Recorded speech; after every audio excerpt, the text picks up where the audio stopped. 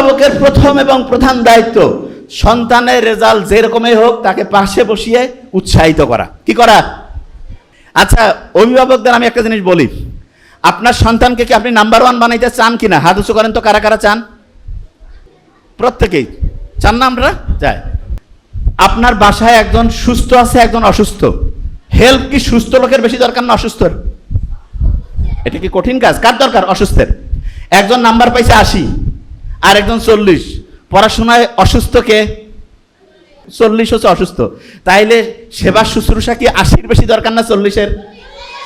কিন্তু আমরা অভিভাবকরা কি ঠিক আচরণ করি? এই যে স্টুডেন্ট বলতেছে নো, তার মানে দেখা যায় 80 পাইলে কয় খুশি আর 40 পাইলে বেজার। তাইলে আসলে কি অভিভাবক হিসাবে আমি আমার কাজটা ঠিক করতে পারছি? ছোট্ট শিশু নাম্বার কম পাইছে, তাকে উৎসাহ কি কম দেওয়া উচিত না বেশি? আচ্ছা, একজন খুব স্বাস্থ্যবান আর একজন রোগা শোগা, কাকে বেশি পুষ্টিকর খাবার দিব? যে রোগা শোগা। তাহলে যে নাম্বার কম পাইছে তাকে কি বেশি উৎসাহ দিতে হবে না কম?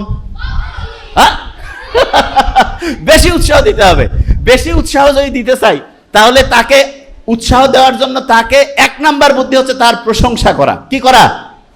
প্রশংসা। কিরকম প্রশংসা? যে তুমি এই যে চেষ্টা করতেছো, 40 পাইছে নাম্বার ব্যাপার না, তুমি চেষ্টা করতেছো, আমরা খুব খুশি হয়েছি।